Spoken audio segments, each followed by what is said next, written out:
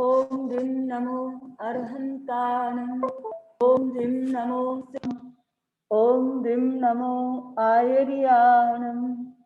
ओम ह्रीं नमो उवज्झायाणं। ओम ह्रीं नमो लोये सव्वसाहूणम्। ओम ह्रीं नमो अर्हन्ताणं।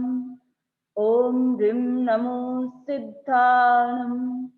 ओम ह्रीं नमो आयर्याणं। ओम ह्रीं नमो उवज्झायाणं।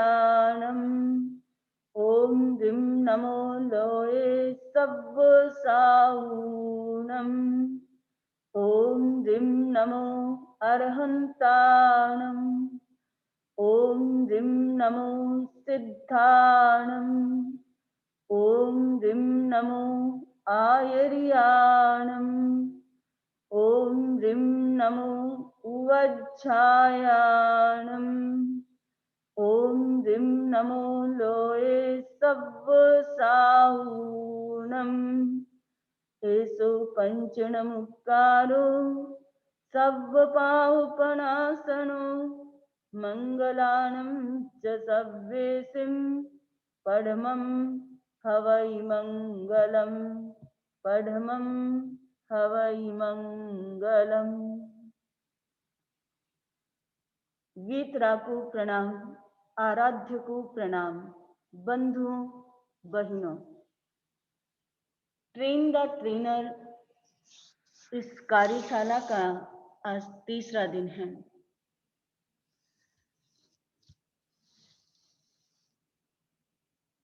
न्याय शास्त्र में एक न्याय के बारे में चर्चा मिलती है, देहरी दीपक न्याय।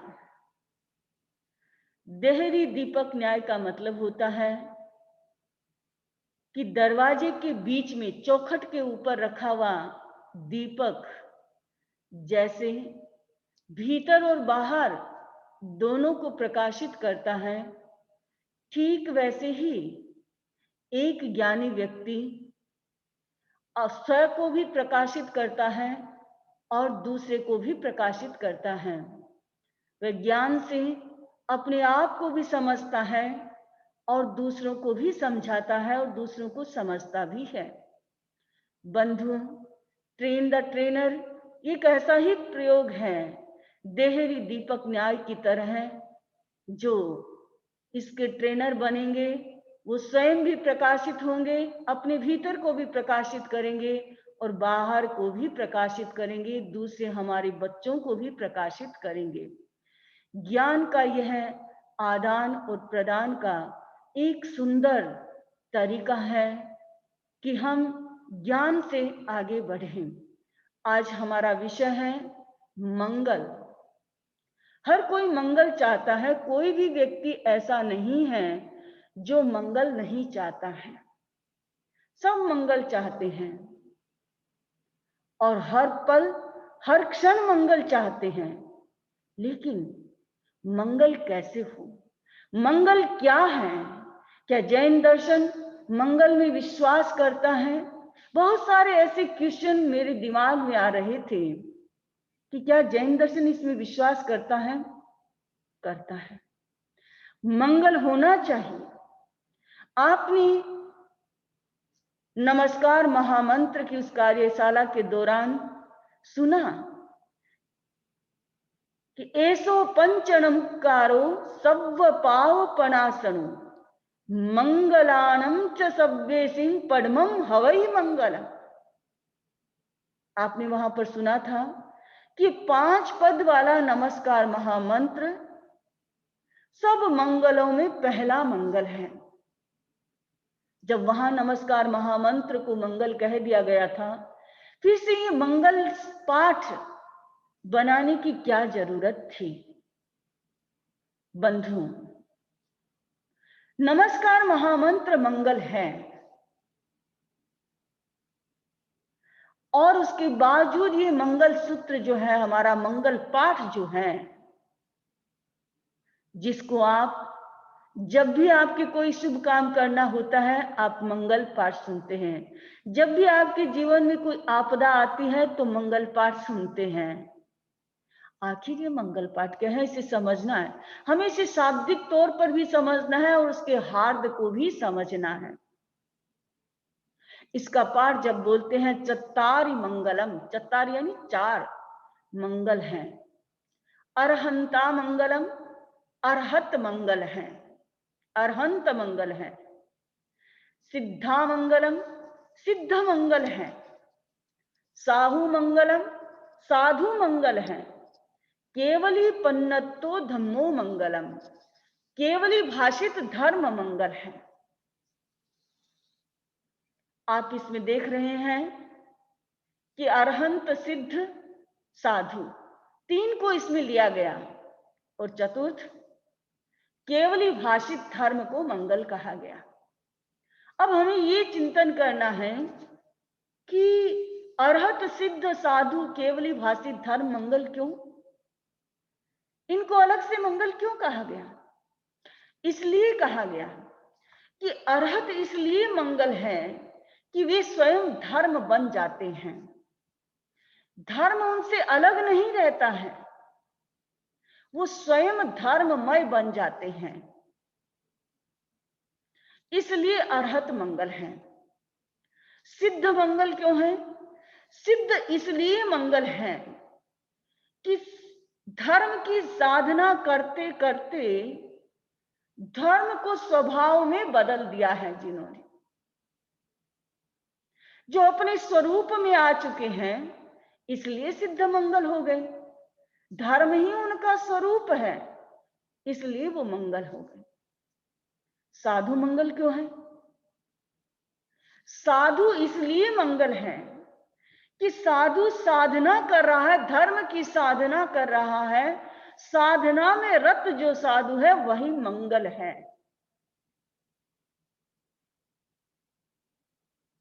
केवली भाषित धर्म मंगल। बंधु, अरहत के द्वारा किया गया धर्म का प्रतिपादन ही मंगल है। क्यों? क्योंकि वो स्वयं धर्म स्वरूप बन चुके हैं, इसलिए उनके द्वारा कहा गया, उनके द्वारा बताया गया धर्म ही मंगल है। छोटा सा सूक्त हमें मिलता है, इनमेव निगंतम पावयनम सत्यम।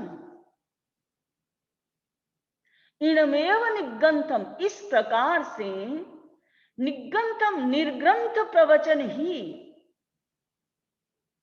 क्या है? सत्य है। और जो सत्य होता है वही मंगल होता है। जो यथार्थ होता है वही मंगल होता है। केवली के द्वारा बताया गया धर्म यथार्थ है। जैसा उन्होंने देखा है वैसा ही वो बताते हैं और वैसा ही दुनिया में घटित होता है, इसलिए वो मंगल है। हर कोई व्यक्ति कहे, हर कोई व्यक्ति अपनी बात कहे, मंगल नहीं हो सकता। केवल निर्ग्रंथ प्रवचन वही मंगल हो सकता है। बंधु, धर्म के बारे में जब चिंतन करते हैं तो हमारे सामने वो बहुत सारे धर्म आ जाते हैं। कौन से? बौद्ध धर्म है, जैन धर्म है, वैदिक धर्म है, मुस्लिम धर्म है, ईसाई धर्म है, फारसी धर्म है, न जाने कितने मजहब के नाम हमारे सामने आ जाते हैं। पर बंधुओं, यहाँ पर मजहब को धर्म नहीं कहा गया है। धर्म कौन सा मंगल है? जो निर्ग्रंथ द्वारा कहा गया है। वो निर्ग्रंथ भले कोई भी हो सकता है। निर्ग्रंथ का मतलब होता है जिसके भीतर में राग और द्वेष की ग्रंथि नहीं होती है, वो निर्ग्रंथ होता है। और वह निर्ग्रंथ प्रवचन ही, वह निर्ग्रंथ द्वारा कहा गया धर्म ही, जो वीतराग के द्वारा कहा गया धर्म ही मंगल है। इसलिए अरहत मंगल है, सिद्ध मंगल है, साधु मंगल है, क्योंकि साधु उसको जीने की कोशिश कर रहा है, उसकी साधना में लगा हुआ है, इसलिए वह भी मंगल है। तो धर्म, केवली भाषित धर्म जो है वह मंगल है। मंगल मंगल की जब हम चर्चा करते हैं तो बंधु, व्यवहार की दृष्टि में कितनी चीजें मंगल मानी जाती हैं, कितनी चीजें पता है? दही को दधी मंगल, दधी, दूब, ग्रास को मंगल माना जाता है। शकुन कई पशुओं को मंगल माना जाता है। पानी को मंगल माना जाता है। मीन युगल को मंगल माना जाता है। स्वस्तिक को मंगल माना जाता है। अष्टमंगल जो आप जानते हैं, देखते हैं जैन में जो है प्रचलित, सारे मंगल माने जाते हैं।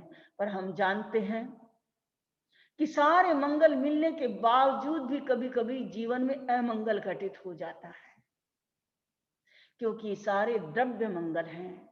भाव मंगल कौन सा हो सकता है?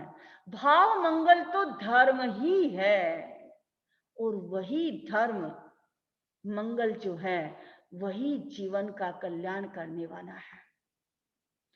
जब तक हम उस मंगल को नहीं अपनाएंगे बंधुओं, हम मंगल नहीं बन सकते। इसलिए अरहत सिद्ध आचार्य, अरहत सिद्ध साधु और केवली द्वारा प्रवर्तित धर्म ही हमारा मंगल होता है। अरहत वीतराग है इसलिए मंगल है, और सिद्ध सर्वथा आत्म स्वरूप है, केवल आत्मा है, इसलिए वो हमारे लिए मंगल है। क्योंकि आत्मवादी दार्शनिकों की धारणा है जो आत्मा में ही विश्वास करते हैं, और जब आत्मा में विश्वास करते हैं तो वास्तव में तो क्या है? आत्मा ही मंगल है, आत्मा ही मंगल है। हमारा जो भाव जगत जो है अगर शुद्ध है तो वो मंगल ही मंगल करने वाला है। बंधुओं, एक परंपरा रही है कि हर व्यक्ति मंगल देखता है। जब कोई भी काम करने के लिए जाता है तो मंगल देखता है। कई बार ऐसा होता है कि मंगल पाठ सुनाने वाला कोई नहीं होता, तो क्या करना चाहिए? खुद को ही मंगल पाठ सुन लेना चाहिए। और बंधुओं, बड़ा मंगल होता है। मैं आपको मेरे जीवन की घटना बताऊं। मैं ऐसी लड़की थी कि मैं साधु संतों के संपर्क में रहना नहीं चाहती, मैं जाती नहीं थी उनके पास, मुझे अच्छा नहीं लगता था। लेकिन भीतर में एक श्रद्धा बहुत थी, और कभी मैं परीक्षा देने के लिए जाती, एग्जाम देने के लिए जाती, मेरे घर में आचार्य भिक्षु की फोटो थी जिसमें उनका पूरा जीवन चरित्र था। और भिक्षु स्वामी का तेरापंथी होने के नाते कहते हैं ना कि ब्लड में है हमारे, वो एक श्रद्धा थी। और मैं उस फोटो के सामने खड़े होकर खुद ही अपना मंगल पाठ सुनती थी। साधु संत है पास में, जाना चाहिए, लेकिन नहीं, उसी को क्रॉस करके मैं उसके पास से मैं स्कूल जाती थी, लेकिन नहीं जाती मैं अंदर। लेकिन मंगल पाठ मैं हमेशा सुनती थी, हमेशा मंगल पाठ बोलती थी। मुझे इस बात का ज्ञान नहीं था कि अपने आप सुन लेना चाहिए। ये तो अब मैं जब समझने लगी, जब मैंने बहुत कुछ पढ़ा, समझा, सुना, उसके बाद मुझे ये ज्ञात हुआ। लेकिन ये मेरी बचपन की बातें हैं। जब मैं समझो कि मैं 8 साल की थी, तब से लेकर के मैंने जब तक 10th पास किया तब तक सुनती रहती थी मंगल पाठ, अपने आप बोलती, अपने आप को मंगल, हर क्षण मंगल करना चाहिए। मैं आचार्य महाप्रज्ञ की पुस्तक पढ़ रही थी। आचार्य जी ने लिखा है एक जगह कि एक परंपरा रही है कि जब कोई भी शकुन अच्छा नहीं मिल रहा होता है, कोई मंगल चिन्ह हमें दिखाई नहीं दे रहा है, कोई मंगल पाठ सुनाने वाला नहीं होता है, तो उस समय क्या करना चाहिए? कायोत्सर्ग में चले जाना चाहिए, गहरे कायोत्सर्ग में जाना चाहिए। जब कायोत्सर्ग में कोई विघ्न बाधा नहीं आती, जितना आपने समय, मान लीजिए 5 मिनट के लिए आपने कायोत्सर्ग किया, उसमें कोई किसी ने आपको टच नहीं किया, आपसे कुछ कान में बोला नहीं, आपको कोई आवाज नहीं सुनाई दी, आप केवल अपनी अंतर में रहे, तो समझो ये क्षण मेरे लिए मंगल है, कर दो प्रस्थान, आगे बढ़ जाओ, काम सफल हो जाएंगे। ये जैनों की मान्यता है। हमें मंगल के लिए शकुन और उसकी चिंता नहीं करनी चाहिए कि शकुन मिलेंगे तो मैं प्रस्थान कुछ काम करूंगा, नहीं तो नहीं करूंगा। शुभ दुघड़ी आएगा तो मैं काम करूं, तो नहीं करूं, नहीं। हर क्षण मंगल बन सकता है, तो ये केवली भाषित धर्म ही यही मंगल है। जो इसकी शरण में चला जाता है वो मंगलमय बन जाता है। तो साधु का मंगल, अध्यात्म का मंगल उनका जागृत है, इसलिए वो मंगल है। तो अरहत सिद्ध साधु और केवली भाषित धर्म ही हमारे लिए क्या है? मंगल है।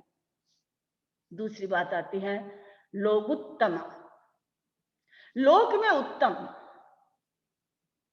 हम कोई भी चीज को खरीद करके लाते हैं। आप जाते हैं ना मार्केट, सुपर मार्केट में जाते हैं, और जब आप ग्रोसरी करते हैं, ग्रोसरी की पटेल ब्रदर्स में जाते हैं ग्रोसरी लेने के लिए, तो क्या करते हैं भाई, वहां पर बहुत सारा एक ऑरेंजेस का बहुत बड़ा ढिग लगा हुआ है, उसमें से चूज करके आप संतरे निकाल करके लाते हैं।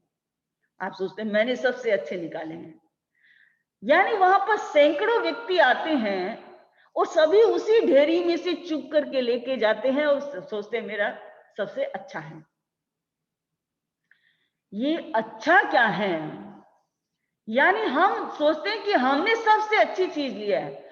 लोक में उत्तम कौन सा हो सकता है? हम जब पदार्थ में, क्योंकि मूल्यों की जिंदगी दुनिया में जी रहे हैं, वहां हर चीज का मूल्य है। हम हर चीज को मूल्यों के बटखरों से तोलते हैं, मापते हैं, हम हर चीज को मूल्य से देखते हैं, यानी वैल्यू लगाते हैं। कोई भी चीज हो वैल्यू, आज गोल्ड की वैल्यू से भी ज्यादा बढ़कर के और अनेक ऐसी जो है धातुएं आ गई हैं, जैसे यूरेनियम है, वो गोल्ड से भी महंगा है, डायमंड उससे भी महंगा है, यानी उससे एक से बढ़कर एक चीज दुनिया में है। पर आप जानते एक दिन ऐसा आता है कि उनका सबका मूल्य घट भी सकता है, बढ़ भी सकता है, किसी का बढ़ता है किसी का घटता है। लेकिन कोई चीज ऐसी होनी चाहिए जो लोक में हमेशा उत्तम रहती है, कभी उसका मूल्य घटता और बढ़ता नहीं है। वो क्या है? चत्तारि लोग उत्तमा। लोक में चार चीजें उत्तम हैं, चार उत्तम हैं। कौन कौन से? अरहत, अर्हता, अर्हंता लोग उत्तमा।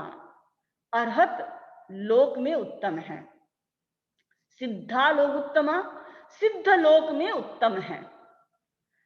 साहु लोग उत्तमा, साधु लोक में उत्तम है। केवली पन्नतो धम्मो लोग उत्तमो, केवली भाषित धर्म जो है वो उत्तम है।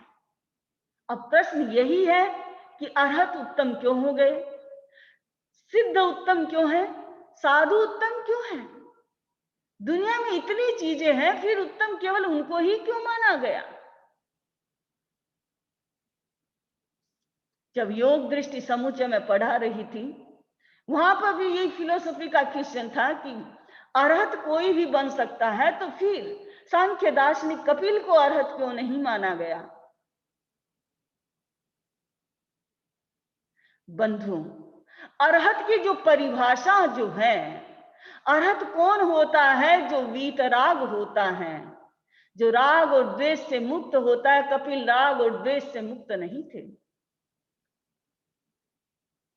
उनके भीतर अपने सांख्य दर्शन के प्रति एक गहरी गांठ बंधी हुई थी।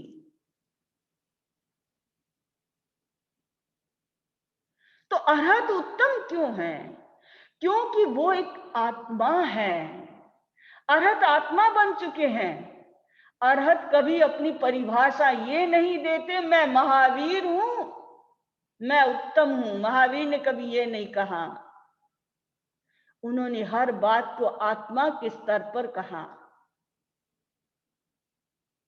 तो इसलिए आत्मा, अरहत आत्मा, वीतराग आत्मा जो है वो उत्तम है। सिद्ध उत्तम, सिद्ध क्यों है लोक में उत्तम?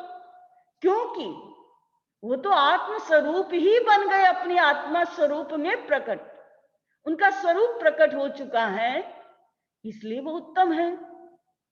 अपने स्वरूप में स्थिर हो चुके हैं, इसलिए सिद्ध उत्तम है। और साधु उत्तम क्यों है? क्योंकि वह आत्मा, साधु धर्म की आत्मा को जीता है, अपने आप को अपने स्वरूप में प्रतिष्ठित करने की साधना कर रहा है, इसलिए साधु उत्तम है। आपका प्रश्न राइट होगा कि आचार्य और उपाध्याय को क्यों नहीं लिया गया? आचार्य और उपाध्याय साधु के अंतर्गत ही आ जाते हैं।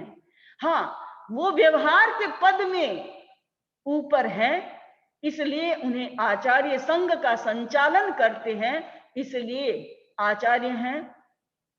उपाध्याय ज्ञान विशिष्ट है उनके पास, वो ज्ञान देते हैं स्वयं और पढ़ते हैं, इसलिए वो विशिष्ट हैं।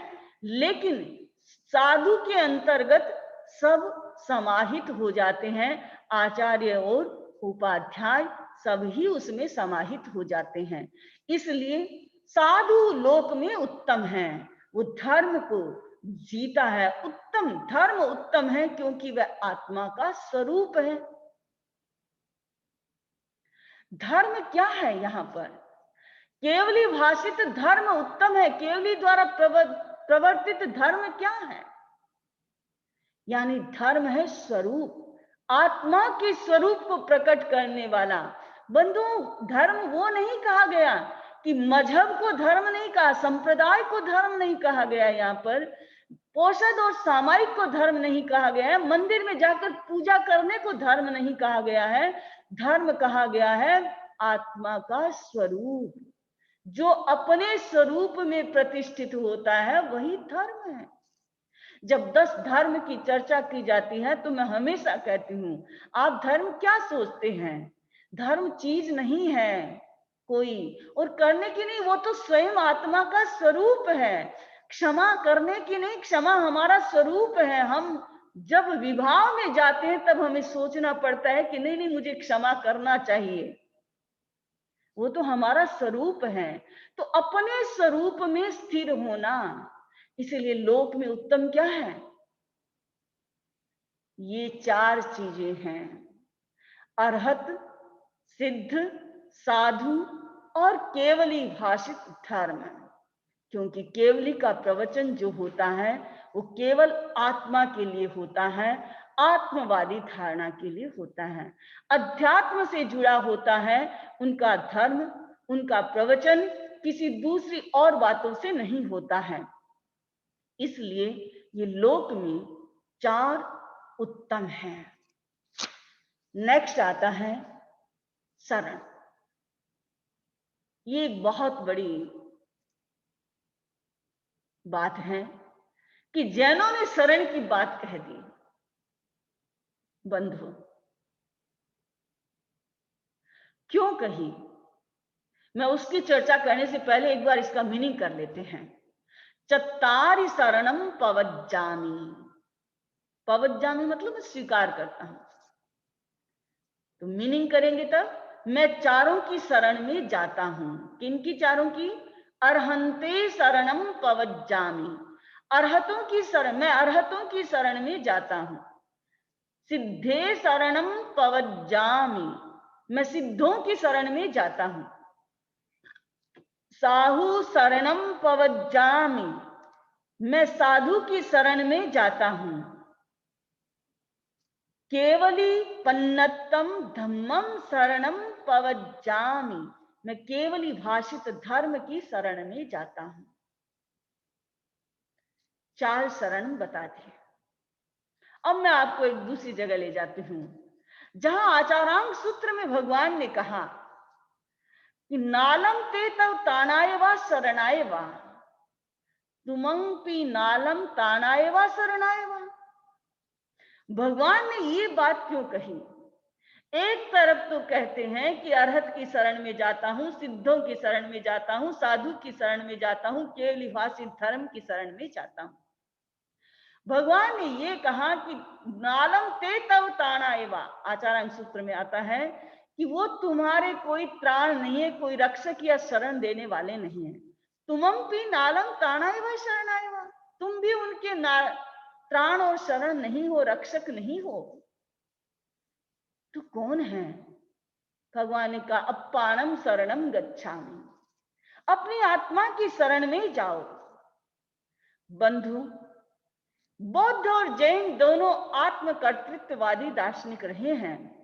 बुद्ध ने भी कहा अप्पदीवो भव, तुम स्वयं अपने प्रकाश दीपक बनो, दूसरा कोई तुम्हें प्रकाशित नहीं कर सकता।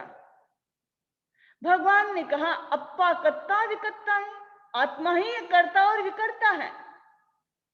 दूसरे शब्दों का अंतर है, भाव में कोई अंतर नहीं है। अप्पाणम शरणम गच्छामि, जहां दूसरे गीता में कहा श्री कृष्ण ने माम एकम शरणम व्रज, मेरी एक शरण लो तुम्हारा उद्धार हो जाएगा। लेकिन महावीर ने कभी नहीं कहा। महावीर ने कहा अप्पाणम शरणम गच्छामि, आत्मा की शरण में जाओ। कितना बड़ा अंतर है। बुद्ध ने कहा बुद्धम शरणम गच्छामि, संघम शरणम गच्छामि, लेकिन जैन में नहीं कहा गया। जैन ने कहा ये पवज्जामि, ये गच्छामि के अर्थ में है यहां। और यहां इसीलिए ये क्यों आया, जैन परंपरा में शरणागत की बात क्यों जुड़ी? इसलिए जुड़ी कि हर व्यक्ति सामान्य जो व्यक्ति होता है वह उस भाषा में नहीं सोच सकता कि मेरी आत्मा की शरण में चला जा। ये मंगल पाठ हमारा आवश्यक सूत्र में मिलता है। और ये मंगल पाठ जो है, ये शरण जो बात कही गई है, वो जैन परंपरा में भी आने का कारण रहा। क्योंकि हर व्यक्ति जो है किसी न किसी का सहारा लेकर के आगे बढ़ता है। सामान्य व्यक्ति होता है वो बिना सहारे आगे नहीं बढ़ सकता, लेकिन विशिष्ट बन जाने पर, वीतराग बन जाता है, तब वह अपनी शरण में चला जाता है। तो इसलिए कहीं गुमराह न हो जाए व्यक्ति, इसके लिए कहा अरहतों की शरण में जाओ। अरहतों की शरण में जाने का मतलब क्या है? अपनी आत्मा की शरण में जाना, दूसरे की शरण में नहीं, अपनी ही आत्मा की शरण में जाने की बात है। अरहत कौन होते हैं? जो वीतराग है, जिन्होंने 4 घाती कर्म नष्ट कर दिए, जो आत्म स्वरूप में स्थिर हो चुके हैं, वो उसकी शरण में जाना है। और उसकी शरण में जाने का मतलब अपनी आत्मा की शरण में जाना है। सिद्ध अपने आत्म स्वरूप में स्थित है, इसलिए उनकी शरण में जाना, अपने आप की शरण में जाना है। साधु साधना कर रहा है, आत्मा की साधना कर रहा है, इसलिए आत्मा की साधना करने वाला साधक अपनी शरण में जाता है। और केवली भाषित धर्म की अनुपालना करने वाला व्यक्ति अपनी शरण में जाता है। आत्मा की शरण ही सबसे बड़ी शरण है। नहीं तो बंधुओं, उस व्यक्ति की तरह होता है, कैसे? शराब के नशे में गहरा चूर था और इधर उधर भटक रहा था व्यक्ति। एक व्यक्ति समझदार ने कहा, तू ऐसे क्यों भटक रहा है, घर में क्यों नहीं चला जाता? उसने कहा, मैं क्या घूम रहा हूं, ये सारा नगर ही घूम रहा है, और जब ये नगर घूमते घूमते जब मेरा घर आएगा, मैं अंदर घुस जाऊंगा। बंधु, वो एक शराबी है, लेकिन एक आदमी क्या है, संसार में घूम रहा है, भटक रहा है। और भटकते भटकते कब समय आएगा जब उसका घर दिखेगा? नहीं दिखेगा। चक्र में उसे स्थिर होना पड़ेगा, और जब स्थिर होता है तभी अपने घर में प्रवेश करता है। शरण लेना किसकी? आत्मा की शरण में जाना, अपने आप की शरण में जाना, दूसरों की शरण में नहीं जाना है, अपनी आत्मा की शरण में जाना है। हमारे बच्चों को ये समझाना होगा कि हमारा एक धर्म ऐसा है जो कहता है अपनी आत्मा की शरण में जाओ। सब दूसरे कहेंगे ईशा की शरण में चले जाओ, मोहम्मद की शरण में चले जाओ, बुद्ध की शरण में चले जाओ, कृष्ण की शरण में चले जाओ, राम की शरण में चले जाओ। लेकिन जैन कहता है केवल अपनी आत्मा की शरण में चले जाओ, वही शरण सुखकर है, बाकी कोई नहीं। आप देख लीजिए संसार के खेल, आदमी मरना नहीं चाहता है, अपने सारे देवों को याद करता है, अपने सारे भाई बंधुओं को याद करता है। क्या कोई बचा पाता है? कोई उसकी वेदना को मिटा सकता है? नहीं, नहीं मिटा सकता। अरे अच्छे से अच्छा डॉक्टर ला सकते हो आप, दवा अच्छी से अच्छी महंगी से महंगी ला करके दे सकते हो, लेकिन उसका 1% का भी आप दर्द नहीं मिटा सकते। तो शरण कौन बन सकता है? इसीलिए अनाथी ने कहा ना कि मैं अनाथ हूं। राजन तू खुद अनाथ है, मेरा क्या नाथ बनेगा? हम इधर उधर भटक रहे हैं, हमें अपनी आत्मा की शरण में जाना है। जो व्यक्ति अपनी आत्मा की शरण में जाता है वह सुखी हो जाता है। और बंधुओं, आत्मा की शरण में जाने वाला व्यक्ति ही वास्तविक सावक होता है। बंधु, इस मंगल पाठ के दौरान हमें यह भी बताना है, हमारे बच्चों को यह समझा देना है कि लोक में उत्तम, तुम सारी दुनिया को खोजते हो, उत्तमता कहाँ है? वो उत्तम चीज तुम्हारे भीतर में है, वो आत्मा है, वो मंगल तुम्हारी आत्मा है और कोई भी नहीं है। सारे व्यवहार के हैं। अरहत की उत्तम मानना, अरहत को मंगल मानना, अरहत की शरण मानना, ये हम अरहतमय आत्मा का दर्शन अपने आप के भीतर में करें। सिद्धमय उस मंगल और उत्तम और शरण आत्मा का दर्शन हम अपने भीतर में करें। हमारी आत्मा ही मंगल है, हमारी आत्मा ही उत्तम है और हमारी आत्मा ही शरण है, वही हमारी है। और बंधुओं, तब बनता है जब एक श्रावक भी तब बनता है जब ये बात उसके समझ में आ जाती है। नहीं बन सकता उससे पहले श्रावक। क्यों नहीं बन सकता? 4 प्रकार के हैं। जैन श्रावक कौन होता है जानते हैं? जैन श्रावक कौन होता है? आप सब अपने आप को जैन श्रावक कह रहे हैं, लेकिन मैं अभी आपको बताती हूं जैन श्रावक कौन है। 4 तरह की श्रावक की चर्चा आती है। पहला श्रावक एक होता है व्रती श्रावक, 12 व्रती, जो 12 व्रतों को धारण करता है वही वास्तव में श्रावक होता है। अगर आपने 12 व्रतों को धारण नहीं किया है तो आप 5 गुणस्थान के अधिकारी कैसे बनेंगे? सोचना पड़ेगा। दूसरा श्रावक कौन है? संगी श्रावक। सम्यक दृष्टि, सम्यक दृष्टि तो प्राप्त कर ली, लेकिन त्याग करने की चेतना नहीं है, वो श्रावक नहीं, श्रावक नहीं कहलाता है, सम्यक दृष्टि कहलाता है। 5 गुणस्थान का अधिकारी नहीं बनता है वो। एक बहुत बड़ी प्राप्ति उपलब्धि हो गई है उसकी, बहुत बड़ी उपलब्धि हो गई है। क्या?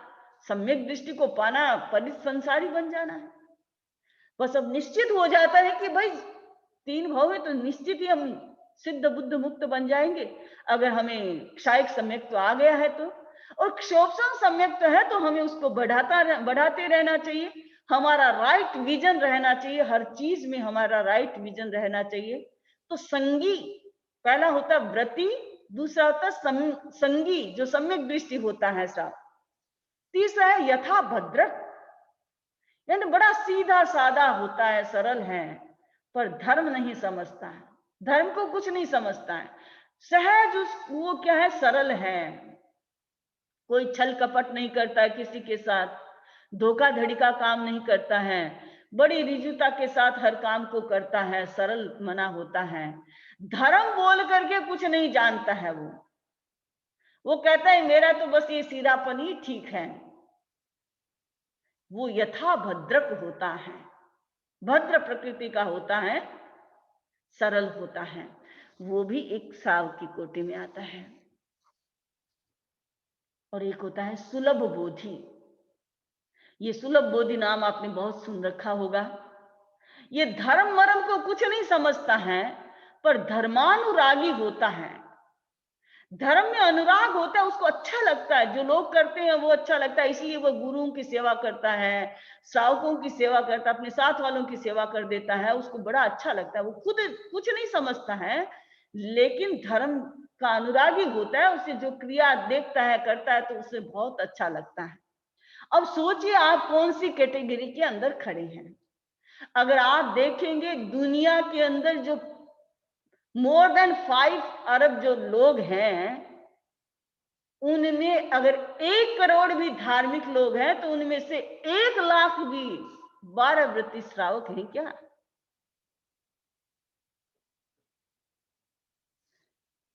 नहीं मिलेंगे।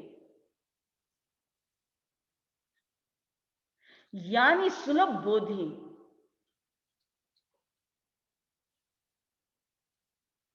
तो ये जो है 12 व्रती श्रावक होना अपने आप में मंगल हो जाता है। बंधु, ये 12 व्रत जो हैं, 5 अनुव्रत, 7 शिक्षा व्रत, ये 12 अनुव्रत जो हैं उनको जीवन में धारण करना बहुत जरूरी है। हमें मंगल बनना है, हमारी आत्मा को मंगल बनाना है। हम केवली भाषित धर्म के मंगल को जीना चाहते हैं, हम अपनी शरण में जाना चाहते हैं, केवली भाषित धर्म की शरण में जाना चाहते हैं, तो एक श्रावक को 12 व्रती श्रावक बनना चाहिए। आप सोचते होंगे मैं क्यों बात ये बता रही हूं। हमारे बच्चों को बचपन में ही त्याग का संस्कार देना है। बंधु, सब जगह कौन सा त्याग? इस तरह जैनों जैसा त्याग नहीं सिखाया जाता। अपनी इच्छाओं को लिमिट करने का त्याग जो जैन धर्म में सिखाया जाता है वो कहीं नहीं सिखाया जाता।